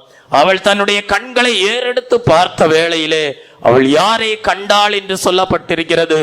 ஈசாக்கை கண்டாள். தெய்வ பிள்ளை, ஆவிக்குரிய பிரகாரமாக நாம் எப்படி காணலாம் என்றால், ஆபிரகாமை பிதாவாகிய தேவனுக்கும், தெய்வ பிள்ளை ஈசாக்கை ஆண்டவராகிய இயேசு கிறிஸ்துவுக்கும், எலியாசாரை பரிசுத்த ஆவியானவருக்கும் நாம் நிழலாட்டமாக காண்போமே. ஆனால் ரெபேக்காள் ஈசாக்கை தரிசிப்பதற்கு காரணமாயிருந்தது யார் என்றால் எலியாசர் தான்.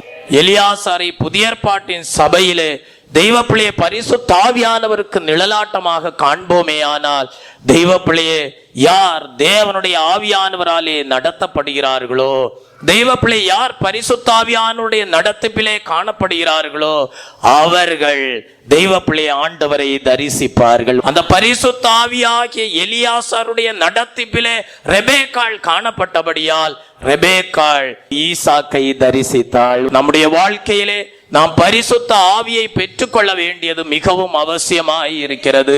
பரிசுத்த ஆவியின் அபிஷேகத்தை நீங்கள் பெற்றுக்கொள்வீர்களானால் அந்த பரிசுத்த ஆவியானவர் உங்களுக்குள்ளே இருந்து ஆண்டவரை தரிசிக்க செய்வார். பரிசுத்த ஆவியின் அபிஷேகத்தை பெற்றுக்கொள்ளாத யாராகிலும் இந்த இடத்திலே இருப்பீர்களானால் நீங்கள் காத்திருந்து புதுபலன் அடைந்து தெய்வ பிள்ளையை பரிசுத்த ஆவியின் அபிஷேகத்தினாலே நிரப்பப்பட்டு, அன்றைக்கு எப்படி எலியாசாருடைய நடத்திப்பிலே ரெபேக்காள் ஈசாக்கை கண்டாளோ அதே போல பரிசுத்த ஆவியானுடைய நடத்திப்பிலே உன்னுடைய வாழ்க்கையிலே நீ இயேசுவை தரிசிக்க வேண்டும். ரெபேக்காள் கண்களை ஏறெடுத்த போது ஈசாக்கை தரிசித்தது போல நீ உன்னுடைய ஆவிக்குரிய கண்களை ஏறெடுக்கிற வேளையிலே நீ ஆண்டவராகிய இயேசு கிறிஸ்துவை தரிசிக்க வேண்டுமானால் அதற்கு உதவி செய்ய பரிசுத்த ஆவியானவர் வல்லவராய் இருக்கிறார். இரண்டாவதாக, ரூத்தின் ஜீவியத்திலே ரூத் யாரை தரிசித்தாள் என்று பார்க்கிறோம்? போவாசை தரிசித்தாள். ரூத் போவாசை தரிசிக்கும்படியாக காரணமாயிருந்தது என்ன தெரியுமா? நகோமியினுடைய ஒரு வழி நடத்துதல். நகோமி சரியான விதத்திலே வழி நடத்தினபடியால் ரூத் தெய்வ பிள்ளையே போவாசினிடத்திலே வந்தடைந்தார். இந்த நகோமியை நாம் யாருக்கு நிழலாட்டமாக காண இயலும் தெரியுமா? தெய்வ பிள்ளையே, தேவனுடைய பிரதிஷ்டை பண்ணப்பட்ட ஊழியக்காரர்களுக்கு நிழலாட்டமாக காண முடியும். ஏனென்றால் இந்த நகோமி புருஷனை இழந்திருந்தாள். மாம்ச பிரகாரமாக சார்ந்து கொள்ளும்படியாக இருந்த தன்னுடைய கணவனை இழந்து காணப்பட்டாள். மாம்சத்திலே சார்ந்து கொள்ளக்கூடிய ஜீவியம் நகோமியிலே இல்லை. அடுத்தபடியாக தான் சார்ந்து கொள்ளலாம் என்று நினைக்க எண்ணக்கூடிய 2 பிள்ளைகளையும் அவள் இழந்திருந்தாள். மாம்சத்தின்படி ஒருவரையும் அறியேன் என்று சொல்லப்பட்ட வேதவசனம் நிறைவேறும்படியாக நகோமியுடைய வாழ்க்கையிலே சார்ந்து கொள்ளும்படியாக மாம்ச புயபலங்கள் இல்லை. ஆகவே தெய்வ பிள்ளையே, இந்த நகோமி தன்னிடத்தில் ஒரு நன்மையும் இல்லை என்று சொல்லி 2 மருமக்களையும் பார்த்து, ஓர்பாளை பார்த்து, ரூத்தை பார்த்து, என்னிடத்தில் ஒரு நன்மையும் இல்லை, என்னை விட்டு போய்விடுங்கள் என்று சொன்ன வேளையிலே ஓர்பாள் முத்தமிட்டு போனாள். ஆனால் ரூத்தோ தன்னுடைய மாமியாகிய நகோமியோடு என்ன செய்தாள் என்றால், வாழ்வானாலும் தாழ்வானாலும், சுகமானாலும் துக்கமானாலும், இன்பமானாலும் துன்பமானாலும் என்று சொல்லி, நீர் மரிக்கிற இடத்திலே நானும் அடக்கம் பண்ணப்படுவேன் என்கிற ஒரு பெரிதான திட நம்பிக்கையோடு தீர்மானத்தோடு காணப்பட்டபடியால் நகோமியினுடைய வாழ்க்கையிலே வெளி பிரகாரமாக, பூமிக்குரிய பிரகாரமாக நன்மை ஏதும் இல்லாதிருந்தாலும் தெய்வ பிள்ளை, அதே நகோமியினுடைய வழி நடத்துதலின்படி ரூத் என்ன செய்தாள் என்றால், போவாசை தரிசித்தாள். இந்த இடத்திலே நாம் போவாசை ஆண்டவராகிய இயேசு கிறிஸ்துக்கு நிழலாட்டமாக காண முடியும். இந்த இடத்திலே ரூத்தை மணவாட்டியாம் சபைக்கு நிழலாட்டமாக காண முடியும். இந்த இடத்திலே நகோமியை தெய்வ பிள்ளையே தேவனுடைய ஊழியக்காரர்களுக்கு நிழலாட்டமாக காண முடியும். நீ தேவனுடைய உண்மையான வழி நடத்துதலே காணப்படுவாயானால் மணவாட்டி சபை ஆண்டவருடைய வருகையிலே ஆண்டவரோடு எடுத்துக்கொள்ளப்படும். அவர் வரும் நாளினில் என்னை கரமசைத்து அன்பை கூப்பிட்டு சேர்த்துக் கொள்வார். அவர் வரும் நாளினில் என்னை கரமசைத்து அன்பை கூப்பிட்டு சேர்த்துக் கொள்வார். அவர் சமூகமதில் அங்கே அவருடனே ஆடி பாடியே மகிழ்ந்திடுவே. அவர் சமூகமதில் அங்கே அவருடனே ஆடி பாடியே மகிழ்ந்திடுவே. ஆனந்தமே பரமானந்தமே, இது மாபெரும் பாக்கியமே. இந்த பாதலத்து சொந்தக்காரரவர் எந்த உள்ளத்து சொந்தமானார்.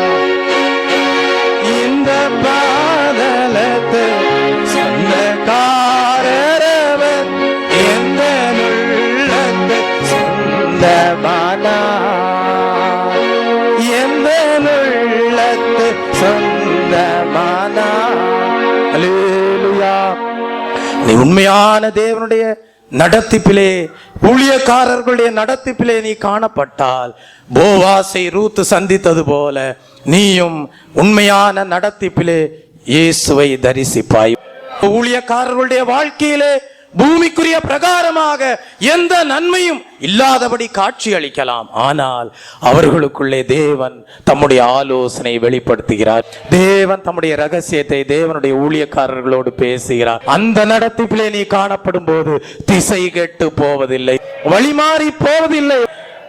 ஏற்ற இடத்திலே இயேசுவை தரிசிக்கும்படியாக கிருபை கொடுப்பார். 3வது, மோசேயுடைய வாழ்க்கையை படிக்கும் போது அவன் தேவனோடு சிநேகிதனை போல என்ன செய்தானாம்? முகமுகமாய் பேசினானாம். யாத்ராகமம் எழுதின புஸ்தகம் 33ஆம் அதிகாரம் 11ஆம் வசனத்தை வாசிக்கும் போது, ஒருவன் தன் சிநேகிதனோடு பேசுவது போல கர்த்தர் மோசேயோடு எப்படி பேசினார்? முகமாய் பேசினார். சொல்லுவோமா? காரணம் என்ன? மோசே 40 நாட்கள் இரவும் பகலும் புசியாமல் குடியாமல் தேவ சமூகத்திலே ஜெபம் பண்ணி கொண்டிருந்தார். அவருடைய வாழ்க்கை தெய்வ பிள்ளையே ஒரு ஜெப வாழ்க்கையாக காணப்படுமே ஆனால் அந்த ஜெப வாழ்க்கையிலே தேவனை நீ தரிசிக்கும்படியாக உனக்கு கிருபை கொடுப்பார். Praise the Lord. மோசே அப்படியே முகமுகமாய் ஒரு சிநேகிதனோடு பேசுவது போல கர்த்தரோடு பேசினானாம். நீ கர்த்தருடைய சத்தத்தை கேட்க வேண்டுமானால், உன்னுடைய வாழ்க்கையிலே நீ கர்த்தரை முகமுகமாய் தரிசிக்க கூடிய ஒரு அனுபவம் வேண்டுமானால், இதோ தெய்வ பிள்ளையே, சுத்தமுள்ள இருதயம் உள்ளவர் இஸ்ரவேலருக்கு தேவன் நல்லவராகவே இருக்கிறார். இருதயம் சுத்தமுள்ளவர்கள் பாக்கியவான்கள், அவர்கள் தேவனை தரிசிப்பார்கள். மோசேயுடைய வாழ்க்கையிலே தெய்வ பிள்ளையே அவனுடைய இருதயம் சுத்தமுள்ளதாக காணப்பட்டிருக்கிறது.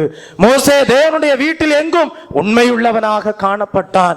அவனுடைய வாழ்க்கையிலே ஜெபம் காணப்பட்டது. அதன் மூலமாக கர்த்தரோடு அவன் பேசினான். முகமுகமாய் தெய்வ பிள்ளை ஒரு சிநேகிதனோடு பேசுவது போல அவன் பேசினான். தெய்வ பிள்ளையே, நான்காவதாக மத்தேயுக்கு எழுதின புஸ்தகம் 2ஆம் அதிகாரம் 2ஆம் வசனத்தை வாசிக்கும் போது அங்கே சாஸ்திரிகளை பற்றி சொல்லப்பட்டிருக்கிறது. இதோ யூதருக்கு ராஜாவாக பிறந்திருக்கிறவர் எங்கே? கிழக்கிலே அவருடைய நட்சத்திரத்தை கண்டு அவரை பணிந்து கொள்ள வந்தோம் என்று சொல்லப்பட்டிருக்கிறது. தெய்வ பிள்ளையே, சாஸ்திரிகள் இயேசு கிறிஸ்துனுடைய பிறப்பை குறித்து கேள்விப்பட்டார்கள். இயேசு கிறிஸ்துனுடைய பிறப்பை குறித்து கேள்விப்பட்ட சாஸ்திரிகள் இயேசு கிறிஸ்துவை கண்டடையும்படியாக, அவர்களுக்கு வழி நடத்தும்படியாக காணப்பட்ட ஒன்றுதான் நட்சத்திரம். அந்த நட்சத்திரத்தை கண்டு அவர்கள் இயேசு இறந்த இடத்தை வந்து அடைந்தார்கள். வந்து அடைந்தவர்கள் இயேசுவை கண்டார்கள், பணிந்து கொண்டார்கள். சாஸ்திரிகள் என்று சொல்லும் போது அவர்கள் வேதத்தை நன்றாக கற்று அறிந்து கொண்டவர்களாக காணப்படுகிறார்கள். அவர்களுக்கு ஒரு வெளிச்சம் அவசியமாயிருந்தது. அந்த வெளிச்சம் எதற்காக? இயேசுவை காணும்படியாக. அவர்கள் தங்களுடைய வாழ்க்கையிலே அந்த நட்சத்திரத்தின் வெளிச்சத்தின் மூலமாக இயேசுவை கண்டு அவர் இருந்த இடத்திற்கு வந்து அவரை பணிந்து கொண்டார்கள். நமக்கு வேத வசனம் பாதைக்கு தீபமும் கால்களுக்கு எப்படி காணப்படுகிறது? வெளிச்சமாயிருக்கிறது. நமக்கு தேவன் கொடுத்திருக்கிற வேத வசனம் கால்களுக்கு தீபமும் பாதைக்கு வெளிச்சமுமாயிருக்கிறது.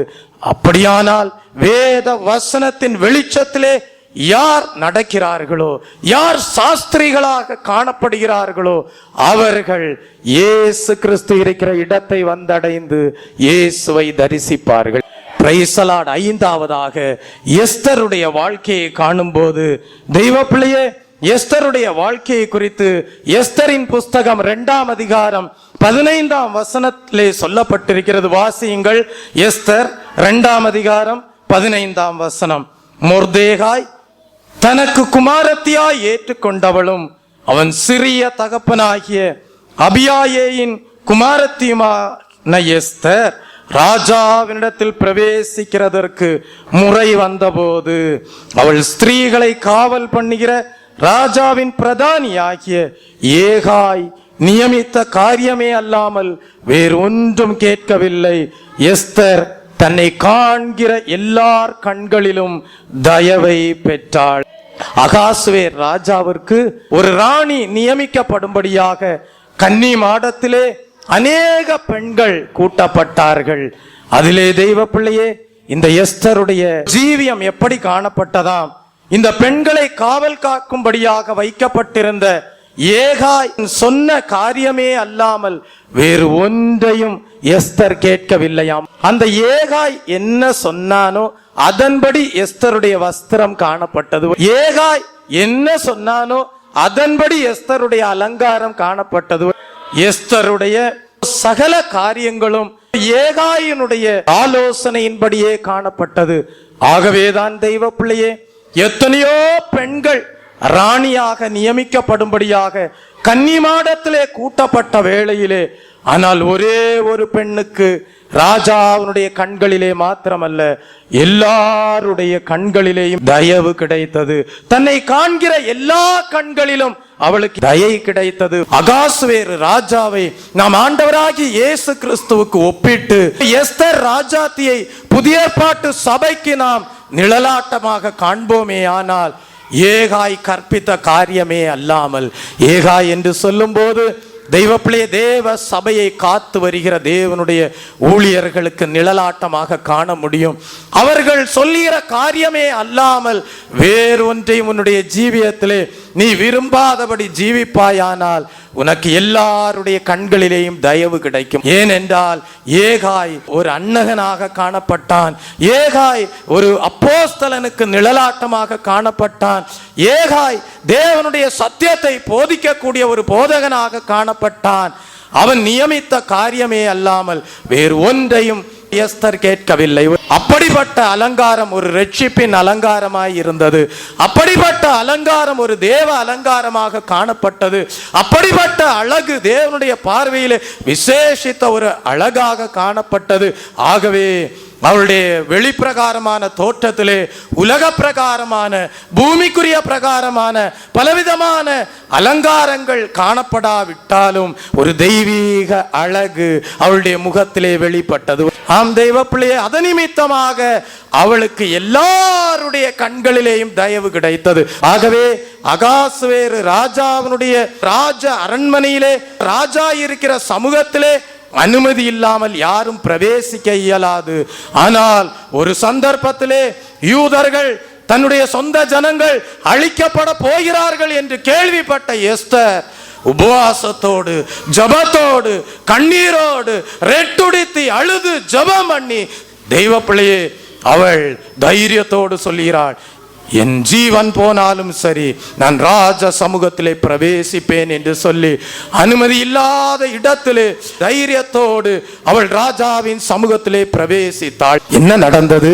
அகாஸ்வேரு ராஜாவினுடைய கண்களிலே எஸ்தருக்கு தயை கிடைத்தது. நம்முடைய தேவன் தயை பொருந்தின தேவன். உன்னுடைய ஜீவியம் தேவனுடைய பார்வையிலே உண்மையுள்ளதாக, உண்மையுள்ள அலங்காரம் உள்ளதாக, பரிசுத்த அழகுள்ளதாக காணப்படுமே ஆனால் உன்னை அழைக்கிற தேவன் உண்மை உள்ளவர். நீ ராஜ சமூகத்திலே பிரவேசிக்கும் போது ராஜா அவனுடைய கண்களிலே உனக்கு தயை கிடைக்கும். அந்த அகாஸ்வேரு ராஜா எஸ்தர் ராஜாத்தியை பார்த்து கேட்கிறான், ராஜ்யத்தில் பாதி வேண்டுமானாலும் தருகிறேன், எஸ்தர் ராஜாத்தியை உனக்கு என்ன வேண்டும் கேள் என்று சொல்லுகிறான். அவள் என்ன சொன்னால், என் ஜனங்கள் அழிந்து போக கூடாது. அழிவுக்காக வைக்கப்பட்டிருந்த முத்திரை அழிக்கப்பட்டு யூதர்கள் ரட்சிக்கப்பட்டார்கள், விடுதலையாக்கப்பட்டார்கள். அந்த நற்செய்தி எஸ்தரின் மூலமாக, ஏகாயினுடைய நல்ல போதனையின் மூலமாக, அவனுடைய வளர்ப்பு இதோ தந்தையாகிய மொர்தேகாயின் மூலமாக இதோ முழு யூதர்களுக்கும் ஒரு ரட்சிப்பு உண்டானது. உன்னை வழி நடத்துகிறவர்களுக்கு நீ உண்மையுடையவனாக இருக்கிறாயா? உன்னை வழி நடத்துகிறவனுக்கு நீ உண்மையுள்ளவராக இருக்கிறாயா? சபையே, உன்னை பார்த்து ஆண்டவர் கேட்கிற ஒரு கேள்வி உண்டு. சபையே, உன்னை நடத்துகிற ஏகாய்க்கு நீ உண்மையாயிருக்கிறாயா? சத்திய வேத புஸ்தகத்திலே காணப்படுகிற உண்மையான வேத வசனங்களின்படி நடத்தப்படும் போது நீ அதற்கு ஒப்பு கொடுத்து ஜீவிப்பாயானால் உனக்கு எல்லாருடைய கண்களிலேயும் தயவு கிடைக்கும். ஒரு அல்லேலூயா சொல்லுவோமா? நீ சொல்லுவா, என்னுடைய தேவன் கிருபையுள்ள தேவன் என்று. ஒரு அல்லேலூயா சொல்லுவோமா? என்னுடைய தேவன் தயையுள்ள தேவன் என்று சொல்லுவாய். ஒரு அல்லேலூயா சொல்லுவோமா? Praise the Lord. அப்படியானால் எஸ்தருடைய வாழ்க்கையிலே காணப்பட்ட முற்றிலுமாக கட்டுப்பட்டு கீழ்ப்படியக்கூடிய அனுபவம் உன்னுடைய வாழ்க்கையிலே இருக்குமானால் நீ அகாஸ்வேரு ராஜாவாகிய இயேசு கிறிஸ்துவை தரிசிப்பாய். முற்றிலுமாக ஆண்டவருடைய வசனத்திற்கு, ஆண்டவருடைய வார்த்தைக்கு, ஆண்டவருடைய ஊழியக்காரர்களுக்கு, உண்மையான பரிசுத்தவான்களுக்கு நீ கட்டுப்பட்டு கீழ்ப்படி உள்ள மனதோடு எஸ்தரை போல ஏகாய் நியமித்த காரியமே அல்லாமல் வேறொன்றையும் கேட்காமல் கீழ்ப்படிதலோடு காணப்படுவாயானால் நீ இயேசுவை தரிசிப்பாய். கடைசியாக தெய்வ பிள்ளையே, சகேயு என்கிற ஆயக்காரனை குறித்து பார்க்கிறோம். சகேயுக்கு ஒரு வாஞ்சை இருந்தது. என்ன வாஞ்சை? நான் இயேசுவை பார்க்க வேண்டும். அல்லேலூயா சொல்லுவோமா? ஆனால் அவனுடைய ஜீவியத்திலே சில குறைவுபாடுகள் காணப்பட்டது. அது என்ன குறைவுபாடு? சகேயு ஒரு குள்ளனாக காணப்பட்டான். உன்னுடைய வாழ்க்கையிலே நீ தேவனுடைய பார்வையிலே ஆவிக்குரிய வளர்ச்சி இல்லாத ஒரு குள்ளனாக நீ காணப்படலாம். அது உனக்கு இயேசுவை காண ஒரு தடையாக இருக்கலாம். சகேயு ஆயக்காரர்களுக்கெல்லாம் ஒரு தலைவனாக காணப்பட்டான். வரி வசூலிப்பவர்களுக்கு ஒரு தலைவன். ஆகவே தேவனுக்கு பிரியமில்லாதபடி சம்பாதிக்கக்கூடிய சம்பாத்தியங்கள் எல்லாம் யாருடைய வாழ்க்கையிலே காணப்பட்டதென்றால் சகேயுனுடைய வாழ்க்கையிலே காணப்பட்டது. ஆகவே அவனுடைய வாழ்க்கையிலே இயேசுவை காண்பதற்கு இப்படிப்பட்ட பாவமும் இப்படிப்பட்ட வளர்ச்சி இல்லாத அனுபவங்கள் சகேயுடைய வாழ்க்கையிலே இயேசுவை காண தடையாயிருந்தது. ஆனால் ஒரு நாள் இயேசு வருவதை கேள்விப்பட்டான். அவனுக்கு இப்பொழுது என்ன தேவை? இதோ தன்னுடைய பாவத்திலிருந்து ஒரு மன்னிப்பு அவசியம். இரண்டாவது, அவனுடைய ஜீவியத்திலே ஒரு வளர்ச்சி தேவை. அவன் இயேசுவை காணும்படியாக ஒரு காட்டத்தி மரத்திலே ஏறினான். ஒரு அல்லேலூயா சொல்லுவோமா? தெய்வ பிள்ளை, இந்த காட்டத்தி மரத்திலே அவன் ஏறினபடியால் இயேசுவை கண்டான். ஒரு அல்லேலூயா சொல்லுவோமா? இந்த காட்டத்தி மரத்தை நாம் எதற்கு ஒப்பிட்டு பார்க்கலாம் என்றால், பொதுவாகவே மரம் என்று சொல்லும் போது அந்த மரம் எதற்கு நிழலாட்டமாக சொல்லப்பட்டிருக்கிறது என்றால், தேவனுடைய கிருபைக்கு நிழலாட்டமாக சொல்லப்பட்டிருக்கிறது. ஆம், நீ தேவனுடைய கிருபையை பெற்றுக்கொண்டு தேவனுடைய கிருபையிலே நின்று கொண்டு தேவனுடைய கிருபையிலே நீ காணப்படுவாயானால் உன்னுடைய வாழ்க்கையிலே அப்படிப்பட்ட தெய்வீக ஆவிக்குரிய வளர்ச்சியும் காணப்படுமேயானால் நிச்சயமாகவே நீ இயேசுவை தரிசிப்பாய். ஒரு அல்லேலூயா சொல்லுவோமா? தெய்வ பிள்ளை, வாசியுங்கள் ஒரு வசனம். சங்கீதம் 52 சங்கீதம் 8 வசனத்தை வாசியுங்கள். சங்கீதம் 58 சங்கீதம் 8 வசனம். நானோ தேவனுடைய ஆலயத்தில் பச்சையான ஒலிவ மரத்தை போல் இருக்கிறேன். தேவனுடைய கிருபையை என்றென்றைக்கும் நம்பி இருக்கிறேன். ஆம் தெய்வ பிள்ளையே, உன்னுடைய வாழ்க்கையிலே நீ தேவனுடைய கிருபையை பச்சையான ஒலிவ மரமாக, ஒரு மரம் என்று சொல்லும் போது அதை சங்கீதக்காரன் இந்த இடத்திலே எதற்கு நிழலாட்டமாக ஒப்பிட்டிருக்கிறான் என்றால், கிருபைக்கு நிழலாட்டமாக ஒப்பிட்டிருக்கிறான். அதனாலதான் ஆண்டவர் சொன்னார், என் கிருபை உனக்கு போதும். தேவனுடைய கிருபை உன்னுடைய வாழ்க்கையிலே இருக்குமானால் அந்த கிருபையிலே நீ தேவனை தரிசிப்பாய். அந்த கிருபை உன்னுடைய இருதயத்திலே விடிவெளி நட்சத்திரத்தை போல பிரகாசிக்கும். இருள் மாறும். இயேசுவை நீ காண்பாய். அப்படியானால் உன்னுடைய வாழ்க்கையிலே தெய்வ பிள்ளையே, இதோ நகோமியை போன்ற தேவனுடைய அப்போஸ்தலர்களுடைய நடத்திப்பிலே நீ காணப்பட்டால், ரூத் போவாசை தரிசித்தது போல நீயும் தேவனை தரிசிப்பாய். மோசேனுடைய ஜப வாழ்க்கை உன்னுடைய ஜீவியத்திலே காணப்படுமே ஆனால், மோசேஸ் கர்த்தரோடு சிநேகிதனை போல முகமுகமாய் பேசினது போல நீயும் கர்த்தரை தரிசிப்பாய். தெய்வ பிள்ளையே, வேதத்திலே நாம் தியானித்தபடி ரெபேக்காள் ஈசாக்கை எலியாசாருடைய நடத்திப்பிலே தரிசித்தது போல பரிசுத்த ஆவியானவருடைய நடத்திப்பிலே நீ காணப்படுவாயானால், ரெபேக்காள் ஈசாக்கை தரிசித்தது போல நீயும் மணவாளனாகிய கிறிஸ்துவை தரிசிப்பாய். தெய்வ பிள்ளையே, எஸ்தர் எப்படி கட்டுப்பட்டு கீழ்ப்படிதல் உள்ள ஒரு ஜீவியம் செய்தபடியால் அகாசுவேறு ராஜாவை தரிசித்தாளோ, அதே போல தேவனுடைய வார்த்தைகளுக்கு கட்டுப்பட்டு தேவனுடைய கட்டளைகளுக்கு கற்பனைகளுக்கு கீழ்ப்படிந்து வேத புஸ்தகம் வெளிப்படுத்துகிற காரியமே அல்லாமல் வேறு ஒன்றையும் உன்னுடைய ஜீவியத்திலே ஏற்றுக்கொள்ளாம் நீ ஜீவிப்பாயானால் அந்த ஜீவியம் இயேசுவை தரிசிக்கக்கூடிய மனக்கண்கள் பிரகாசமடைந்த ஜீவியமாக காணப்படும். எஸ்தர் அகாஸ்வேர் ராஜாவை தரிசித்தது போல நீயும் தேவனை தரிசிப்பாய். இருதயம் சுத்தமுள்ளவர்கள் பாக்கியவான்கள், அவர்கள் தேவனை தரிசிப்பார்கள். இருதயத்திலே சுத்தமில்லாமல் இருந்த சகேயு, அவருடைய வாழ்க்கையிலே வளர்ச்சி இல்லாமல் காணப்பட்ட சகேயு ஒரு குள்ளனாக காணப்பட்டபடியால் அவனுடைய வாழ்க்கையிலே தேவனுக்கு விரும்பாத சம்பாத்தியங்கள் காணப்பட்ட வேளையிலே தேவனை அறிந்து கொள்ளக்கூடாதபடி காணப்பட்டான். ஆனால் என்றைக்கு தன்னை ஒப்பு கொடுத்தானோ, என்றைக்கு இதோ தன்னுடைய பாவத்திலிருந்து மன்னிப்பு வேண்டும் என்று சொல்லி தன்னுடைய தவறை ஒத்துக்கொண்டு தேவனிடத்திலிருந்து மன்னிப்பை பெற்றுக் கொண்டானோ, இதோ கிருபைக்காக காத்திருக்கும்படியாக காட்டத்தி மரத்திலே எப்படி ஏறி உட்கார்ந்தானோ அவனுடைய வாஞ்சையை கண்ட தேவன் ஒரு தலபலவரதம் இந்த நாளிலே உன்னுடைய வாஞ்சையை காண்கிறார். ஆண்டவரே, உம்மை தரிசிக்கும்படியாக உம்முடைய கிருபையை எனக்கு தாரும், உம்முடைய கிருபையிலே என்னை வளரச் செய்யும், உம்முடைய கிருபையிலே நான் ஆண்டவரே உம்மை காணட்டும் என்று சொல்வாயானால் நிச்சயமாகவே உன்னை குன்றி இருக்கக்கூடிய உன்னுடைய ஆவிக்குரிய ஜீவியத்தை மலையின் மேல் இருக்கிற பட்டணத்தை போல தேவன் பிரகாசிக்க பண்ணுவார். நம்முடைய கண்களை மூடுவோம். நீ தேவனுடைய பார்வையிலே பிரியமானவன், நீ தேவனுடைய பார்வையிலே ஒரு தேவனுடைய பிள்ளை, ஒரு தலபலவரதபதில்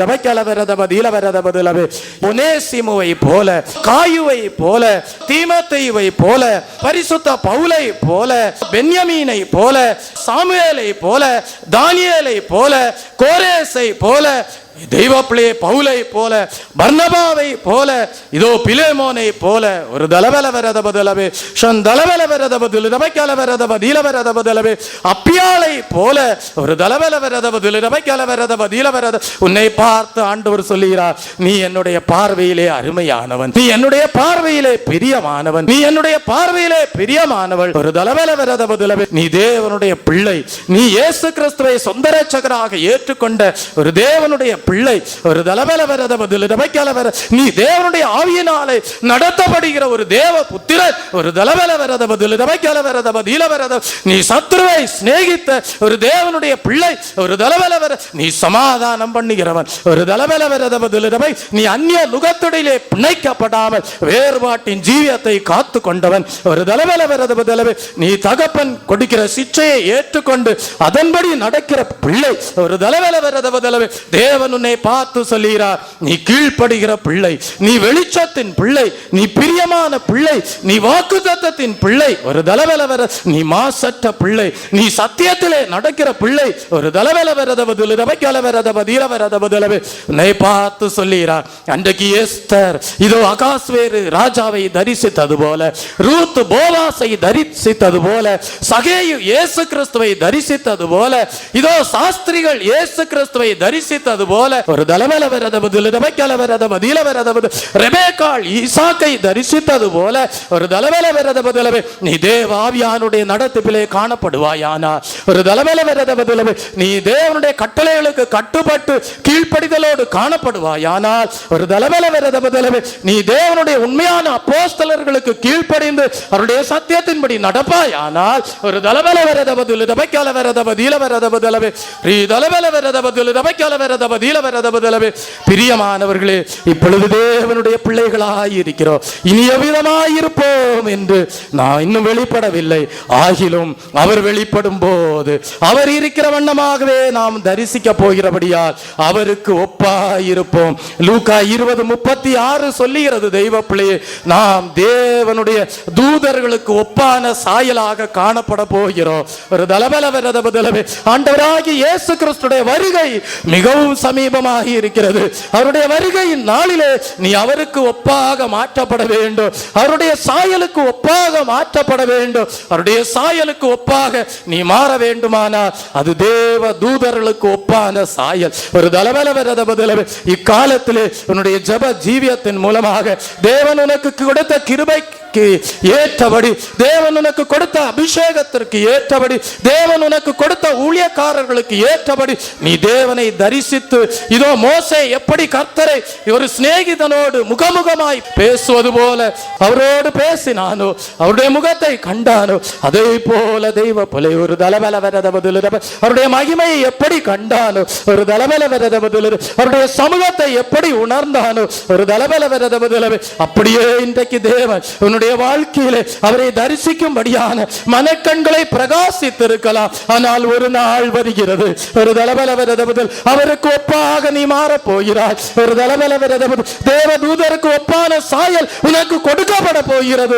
ஒரு தலபல வரத பதுலவே இந்த மண்ணான சாயல் மாறி ஒரு மகிமை சாயலிலே உன்னை தேவன் மறுரூபமாக்கி, ஒரு தலபல வரத பதுல அந்த எக்கால சத்தம் தொனிக்கும் போது, ஒரு தலபல வரத பதுலவே அவர் மகிமை அடைந்தவராக உனக்கு வெளிப்படும் போது, மத்தியாகாயத்திலே வெளிப்படும் போது, ஒரு தலபல வரத பதுல நீயும் மகிமை அடைந்த சரீரத்தோடு, தலபல வரத பதுல மகிமை அடைந்த சரீரத்தோடு தேவ தூதருக்கு ஒப்பான சாயலோடு ஒரு தலபல வரத பதுல அவரோடு சேர்க்கப்படுவாய், அவரோடு சேர்க்கப்படுவாய். அந்த நாள் நெருங்கி வருகிறது. ஒரு தலபல வரத பதுல ரபக்கல வரத பதீல வர கிருபையை பெற்றுக்கொள். தலபல ஜபத்திலே தரித்திரு. ஒரு தலபல வரத பதுல விசுவாசத்தோடு காணப்படு. ஒரு தலபல வரத பதுலவே ஓஷந்தலபல தேவனுடைய கற்பனைகளுக்கு, தேவாவியானுடைய நடத்திப்புக்கு ஒரு தலபல வரத நீ கீழ்ப்படிவாயானால், ஒரு தலபல வரத பதுலவே அவரோடு சேர்ந்து கொள்வாய். ஒரு தலபல வரத பதில் ரபைக்கால வரத பதில வரத பதிலவு சந்தலபல வரத பதில் ரபைக்கால வரத பதில வரத பதிலவு தலபல வரத பதில் ரபைக்கால வரத பதில வரத பதிலவு. அந்த நாள் மிக சமீபமே, சித்தர்கள் யாவரும் சேர்ந்திடுவோம். அந்த நாள் மிக சமீபமே, சுத்தர்கள் யாவரும் சேர்ந்திடவே. தேவய காலம் வானில் முழங்க, தேவாதி தேவனை தரிசிப்போமே. தேவய காலம் வானில் முழங்க, தேவாதி தேவனை தரிசிப்போமே. எக்கால சத்தம் வானில் தொனித்திடவே, எம் இயேசு மராஜனே வந்திடுவார். எக்கால சத்தம் வானில் தொனித்திடவே, எம் இயேசு மராஜனே வந்திடுவார். இந்த வேளையிலே நம்மை ஆண்டோடைய கருத்தில் ஒப்பு கொடுப்போம். எல்லாரும் எழும்பி நிற்போம். எல்லாரும் எழும்பி நின்று ஒரு தலபல வரதபை. ஆண்டவரே, நீர் வெளிப்படும் போது உம்முடைய சாயலுக்கு ஒப்பாக நான் காணப்பட வேண்டும். ஆண்டவரே, நீர் வெளிப்படும் போது உம்முடைய சாயலுக்கு ஒப்பாக நான் காணப்பட வேண்டும். அந்த எக்கால சத்தம் தொனிக்கும் போது நான் மறுரூபமாகி தேவ சாயலாக மாறி தேவனோடு இருப்பேன். ஒரு தலபல வரதபதில் ரபைக்கால வரதபதில வரதப தேவனோடு கூட இருப்பேன். ஆண்டவரே, தேவனை தரிசிக்க கூடிய அனுபவத்திலே நான் காணப்படுவேன். நான் கைவிடப்பட்டவனாக அல்ல. ஒரு தலபல வரதப நான் எடுத்துக்கொள்ளப்படுகிறவனாக. ஒரு தலபல வரதப சபை கைவிடப்படுகிற சபையாக அல்ல. ஒரு தலபல வரதப அபிஷேகத்தின் நிறைவினாலே எடுத்துக்கொள்ளப்படுகிற சபையாக. ஒரு தலபல வரதபதில் ரபைக்கால வரதபதில வரத. அந்த நாள் மிக சமீபமே, சுத்தர்கள் யாவரும் சேர்ந்திடவே. அந்த நாள் மிக சமீபமே, சுத்தர்கள் யாவரும் சேர்ந்திடவே. தேவய காலம் வானில் முழங்க, தேவாதி தேவனை தரிசிப்போமே. தேவய காலம் வானில் முழங்க, தேவாதி தேவனை தரிசிப்போமே. எக்கால சத்தம் வானில் தொனித்திடவே, இயேசு மராஜனை வந்திடுவார். எக்கால சத்தம் வானில் தொனித்திடவே, இயேசு மராஜனை வந்திடுவார். எக்கால சத்தம் வானில் தொனித்திடவே, இயேசு மராஜனை வந்திடுவார். அல்லேலூயா, அல்லேலூயா, அல்லேலூயா. நம்மை தேவன் அவருக்கு பிரியமானவர்களாக மாற்றினபடியால் ஸ்தோத்தரிப்போம். ஸ்தோத்திரம், ஸ்தோத்திரம், ஸ்தோத்திரம், ஸ்தோத்திரம். தேவன் நம்மை அவருடைய பிள்ளைகளாக மாற்றின தயவுக்காக ஸ்தோத்தரிப்போம். ஸ்தோத்திரம், ஸ்தோத்திரம், ஸ்தோத்திரம். இப்பொழுது தேவனுடைய பிள்ளைகளாய் இருக்கிறோம். இனி தேவனுடைய சாயலாக மாறி தேவனை தரிசிக்க போகிறபடியால் ஸ்தோத்தரிப்போம். ஸ்தோத்திரம், ஸ்தோத்திரம், ஸ்தோத்திரம், ஸ்தோத்திரம்.